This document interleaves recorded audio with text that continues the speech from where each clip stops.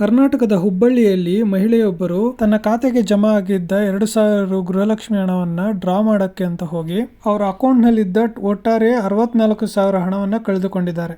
ಇದು ಹೇಗಾಯಿತು, ಸ್ಕ್ಯಾಮರ್ಸ್ ಯಾವ ರೀತಿ ಹಣ ಅವರ ಅಕೌಂಟ್ನಿಂದ ಕದೀತಾರೆ ಅನ್ನೋದನ್ನು, ನೆಕ್ಸ್ಟ್ ನಿಮ್ಮ ಅಕೌಂಟಿಂದ ಈ ರೀತಿ ದುಡ್ಡು ಹೋಗಬಾರ್ದು ಅಂದರೆ ನೀವು ಯಾವ ರೀತಿ ನಡ್ಕೊಳ್ಬೇಕು, ಯಾವ ರೀತಿ ಪ್ರಿವೆಂಟಿವ್ ಮೆಷರ್ಸ್ನ ತೊಗೋಬೇಕು ಅನ್ನೋದನ್ನು ಈ ವಿಡಿಯೋದಲ್ಲಿ ಎಕ್ಸ್ಪ್ಲೇನ್ ಮಾಡ್ತಿದ್ದೀನಿ.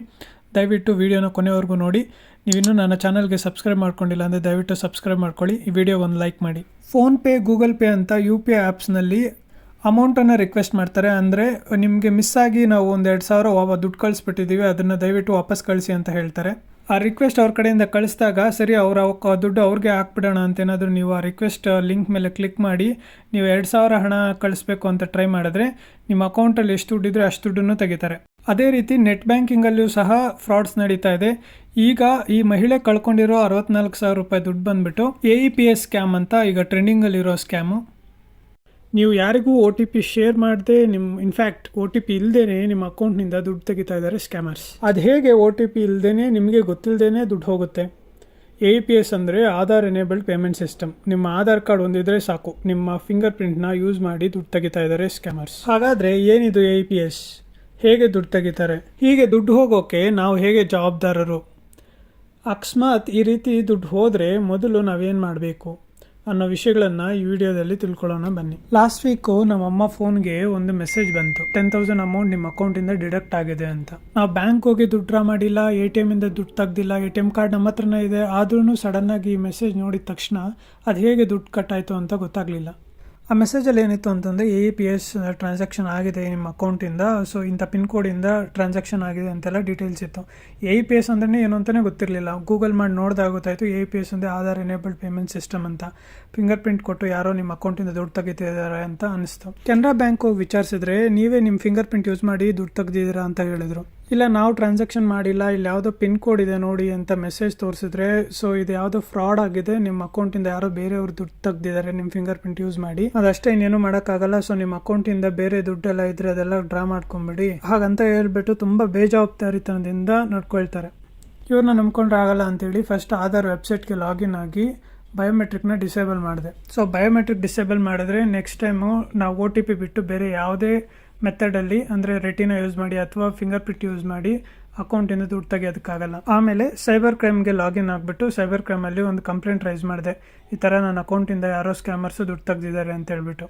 ಇದ್ರ ಬಗ್ಗೆ ತುಂಬ ಡೀಪಾಗಿ ಗೂಗಲಲ್ಲಿ ಇನ್ವೆಸ್ಟಿಗೇಟ್ ಮಾಡಿದಾಗ ಗೊತ್ತಾಗಿದ್ದೇನೆಂದರೆ ಕರ್ನಾಟಕದಲ್ಲಿ ಈ ರೀತಿಯ ಇನ್ಸಿಡೆಂಟ್ಸು ತುಂಬಾ ಆಗ್ತಿದೆ. ಅದರಲ್ಲೂ ಮಂಗಳೂರು ಸೈಡಲ್ಲಿ ಯಾರ್ಯಾರು ರೀಸೆಂಟಾಗಿ ಗೌರ್ಮೆಂಟ್ ಸಬ್ ರಿಜಿಸ್ಟ್ರ್ ಆಫೀಸಲ್ಲಿ ಡಾಕ್ಯುಮೆಂಟ್ ಸಬ್ಮಿಟ್ ಮಾಡಿ ಲ್ಯಾಂಡ್ ರಿಜಿಸ್ಟ್ರೇಷನ್ ಅಥವಾ ಏನಕ್ಕಾದರೂ ಸಬ್ಮಿಟ್ ಮಾಡಿದ್ದಾರೆ ಅಂತಂದರೆ ಅವ್ರ ಅಕೌಂಟಿಂದ ಒಂದು ವಾರ ಅಥವಾ ಒಂದು ತಿಂಗಳೊಳಗಡೆ ದುಡ್ಡು ಹೋಗ್ತಿದೆ ಅನ್ನೋ ಮಾಹಿತಿ ಸಿಗುತ್ತೆ. ವಿಚಿತ್ರ ಏನಪ್ಪ ಅಂತಂದರೆ ನಮ್ಮಮ್ಮದು ಸಹ ರೀಸೆಂಟಾಗಿ ಒಂದು ಸಬ್ ರಿಜಿಸ್ಟ್ರ್ ಆಫೀಸಲ್ಲಿ ಲ್ಯಾಂಡ್ ರಿಜಿಸ್ಟ್ರೇಷನ್ ಮಾಡಿಸ್ಕೊಂಡಿದ್ವಿ. ಸೊ ಸಬ್ ರಿಜಿಸ್ಟ್ರ್ ಆಫೀಸಿಂದನೇ ಇದು ಡೇಟಾ ಲೀಕ್ ಆಗಿದೆ ಹೇಗೆ ಅನ್ನೋದು ನಿಜವಾಗ್ಲೂ ಒಂದು ಮಿಸ್ಟ್ರಿ ಅಂತಲೇ ಹೇಳ್ಬೋದು. ಇದ್ರ ಬಗ್ಗೆ ಫೇಮಸ್ ನ್ಯೂಸ್ ಪೇಪರ್ಸಲ್ಲಿ ಸಹ ತುಂಬ ಆರ್ಟಿಕಲ್ಸ್ ಬಂದಿದೆ. ಸೊ AEPS ಮುಖಾಂತರ ಪರ್ ಡೇ ಟ್ರಾನ್ಸಾಕ್ಷನ್ 10,000 ಲಿಮಿಟ್ ಇರೋದ್ರಿಂದ ನಮ್ಮ ಅಕೌಂಟಿಂದ ಬರೀ 10,000 ಮಾತ್ರ ಫಸ್ಟ್ ಡೇ ಹೋಗಿದೆ. ನಾವೇನಾದರೂ ರಿಪೋರ್ಟ್ ಮಾಡದೇ ಇದ್ದು ನಾವು ನೋಡದೇ ಇದ್ದಿದ್ರೆ ನೆಕ್ಸ್ಟ್ ಡೇ ಸಹ ಮತ್ತೆ 10,000 ಹೋಗ್ತಿತ್ತು.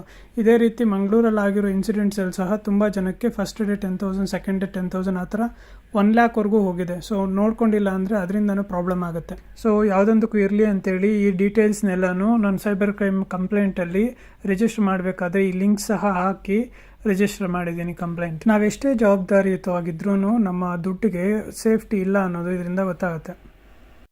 ಸೊ ನಾವು ಮೊದಲು ಮಾಡಬೇಕಾಗಿರೋದೇನು, ನಾವು ಯಾರೇ ಅನ್ನೋನ್ ಪರ್ಸನ್ಸು ನಮಗೆ ಕಾಲ್ ಮಾಡಿ OTP ಕೇಳಿದ್ರೆ ಯಾವುದೇ ಕಾರಣಕ್ಕೂ ಶೇರ್ ಮಾಡಬಾರ್ದು.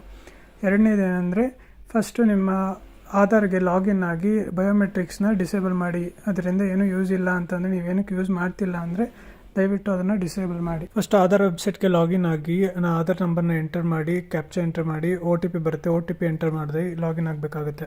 ಲಾಗಿನ್ ಆಗಿ ಇಲ್ಲಿ ಲಾಕ್ ಆ್ಯಂಡ್ ಅನ್ಲಾಕ್ ಬಯೋಮೆಟ್ರಿಕ್ಸ್ ಅಂತ ಇದೆಲ್ಲ ಇಲ್ಲಿ ಕ್ಲಿಕ್ ಮಾಡಿದಾಗ ಬಯೋಮೆಟ್ರಿಕ್ಸ್ ಲಾಕ್ ಮಾಡಿದ್ರೆ ಏನಾಗುತ್ತೆ ಅಂತ ಇನ್ಸ್ಟ್ರಕ್ಷನ್ಸ್ ಇರುತ್ತೆ. ಐರಿಸ್, ಫೇಸ್, ಫಿಂಗರ್ ಪ್ರಿಂಟ್ನ ಯೂಸ್ ಮಾಡೋದಕ್ಕಾಗೋದಿಲ್ಲ, OTP ಎನೇಬಲ್ಡ್ ಮಾತ್ರ ಇರುತ್ತೆ. ಸೊ ನೆಕ್ಸ್ಟ್ ಪೇಜ್ನಲ್ಲಿ ಚೆಕ್ ಬಾಕ್ಸ್ನ ಕ್ಲಿಕ್ ಮಾಡಿ ನೆಕ್ಸ್ಟ್ ಕ್ಲಿಕ್ ಮಾಡಿದ್ರೆ ನಮ್ಮ ಆಧಾರ್ ಬಯೋಮೆಟ್ರಿಕ್ಸು ಲಾಕ್ ಆಗುತ್ತೆ. ಲಾಕ್ ಆಗಿದೆ ಅಂತ ಈ ಥರ ಒಂದು ಕನ್ಫರ್ಮೇಷನ್ ಮೆಸೇಜ್ ಬರುತ್ತೆ. ಲಾಕ್ ಏನೋ ಮಾಡಿದ್ದಾಯಿತು, ಬಟ್ ಇದೇ ಆಧಾರ್ ಕಾರ್ಡು ನಾವು ಫಿಂಗರ್ ಪ್ರಿಂಟ್ನ ಕೊಡಬೇಕಾಗತ್ತೆ. ಎಲ್ಲಿ ಅಂದರೆ ಪ್ರತಿ ತಿಂಗಳು ಸರ್ಕಾರದಿಂದ ಕೊಡ್ತಾ ಇರೋ ರೇಷನ್ನ ತೊಗೊಳ್ಬೇಕಂದ್ರೆ ಫಿಂಗರ್ ಪ್ರಿಂಟ್ನ ಕೊಡಬೇಕಾಗುತ್ತೆ. ಸೊ ಆ ಟೈಮ್ನಲ್ಲಿ ನಾವು ಟೆಂಪ್ರರಿ ಅನ್ಲಾಕ್ ಮಾಡ್ಕೋಬೋದು ನಮ್ಮ ಆಧಾರ್ ಕಾರ್ಡ್ನ. ಸೊ ಮತ್ತೆ ಯಾವಾಗ ಬೇಕೋ ಆಗ ಲಾಕ್ ಆ್ಯಂಡ್ ಅನ್ಲಾಕ್ ಬಯೋಮೆಟ್ರಿಕ್ಸ್ ಮೇಲೆ ಕ್ಲಿಕ್ ಮಾಡಿ, ಮತ್ತು ನೆಕ್ಸ್ಟ್ ಅಂತ ಕ್ಲಿಕ್ ಮಾಡಿ. ಇಲ್ಲಿ ಅನ್ಲಾಕ್ ಬಯೋಮೆಟ್ರಿಕ್ಸ್ ಟೆಂಪ್ರರ್ಲಿ ಅಂತ ಇರುತ್ತೆ, ಅದು ಬಂದುಬಿಟ್ಟು 10 ಮಿನಿಟ್ಸ್ಗೆ ಇರುತ್ತೆ. ಅನ್ಲಾಕ್ ಬಯೋಮೆಟ್ರಿಕ್ಸ್ ಪರ್ಮನೆಂಟ್ಲಿ ಅಂತ ಇರುತ್ತೆ. ಸೊ ಇದನ್ನು ಕ್ಲಿಕ್ ಮಾಡಿ ಸೆಲೆಕ್ಟ್ ಮಾಡಿದ್ರೆ ಸೊ ಪರ್ಮನೆಂಟಾಗಿ ಅನ್ಲಾಕ್ ಆಗುತ್ತೆ. ಫಸ್ಟ್ ನಾವು ಟೆಂಪ್ರರಿ ಅನ್ಲಾಕ್ ಮಾಡ್ತಿದ್ದೀವಿ. ಸೊ ನೆಕ್ಸ್ಟ್ ಮೇಲೆ ಕ್ಲಿಕ್ ಮಾಡಿ ಅನ್ಲಾಕ್ ಬಯೋಮೆಟ್ರಿಕ್ಸ್ ಟೆಂಪ್ರರ್ಲಿ ಅಂತ ಸೆಲೆಕ್ಟ್ ಮಾಡಿ, ಮೇಲೆ ಕನ್ಸೆಂಟ್ ಚೆಕ್ ಬಾಕ್ಸ್ನ ಸೆಲೆಕ್ಟ್ ಮಾಡಿ, ನೆಕ್ಸ್ಟ್ ಅಂತ ಕ್ಲಿಕ್ ಮಾಡಿದ್ರೆ ನಮ್ಮ ಆಧಾರ್ ಬಯೋಮೆಟ್ರಿಕ್ಸು ಟೆಂಪ್ರರಿ ಅನ್ಲಾಕ್ ಆಗುತ್ತೆ. ಸೊ ಇದು 10 ಮಿನಿಟ್ವರೆಗೂ ಇರುತ್ತೆ, ಆಮೇಲೆ ಅದು ಲಾಕ್ ಆಗುತ್ತೆ. ಈ ರೀತಿ ಒಂದು ಮೆಸೇಜ್ ಡಿಸ್ಪ್ಲೇ ಆಗುತ್ತೆ ಸ್ಕ್ರೀನ್ ಮೇಲೆ.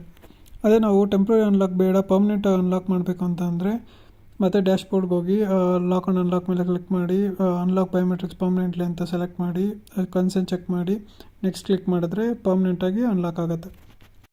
ಸೊ ಈ ರೀತಿ ನಾವು ಬಯೋಮೆಟ್ರಿಕ್ಸ್ನ ಯಾವಾಗ ಬೇಕೋ ಆವಾಗ ಅಪ್ಡೇಟಲ್ಲಿ ಇಟ್ಕೋಬೇಕಾಗುತ್ತೆ. ಸೊ ಇದರಿಂದ ನಮಗೆ ಸೈಬರ್ ಫ್ರಾಡ್ ಆಗೋದು ತಪ್ಪತ್ತೆ. ಮೂರನೇದೇನೆಂದರೆ, ನೀವು ಇನ್ ಕೇಸ್ ಎಲ್ಲಾದರೂ ಆಧಾರ್ ಕಾರ್ಡ್ ಕೊಡಬೇಕಾಗಿ ಬಂದರೆ ಮಾಸ್ಟ್ ಆಧಾರ್ ಕಾರ್ಡ್ನ ಕೊಡಿ. ನನ್ನ ಎಕ್ಸ್ಪ್ಲನೇಷನ್ ನಿಮ್ಗೆ ಇಷ್ಟ ಆಗಿದ್ದರೆ ಈ ವಿಡಿಯೋ ಒಂದು ಲೈಕ್ ಮಾಡಿ, ಶೇರ್ ಮಾಡಿ, ಸಬ್ಸ್ಕ್ರೈಬ್ ಮಾಡ್ಕೊಳ್ಳಿ. Thanks for watching. ನೀವಿನ್ನೂ ನನ್ನ ಚಾನಲ್ಗೆ ಸಬ್ಸ್ಕ್ರೈಬ್ ಮಾಡ್ಕೊಂಡಿಲ್ಲ ಅಂದರೆ ದಯವಿಟ್ಟು ಸಬ್ಸ್ಕ್ರೈಬ್ ಮಾಡ್ಕೊಳ್ಳಿ.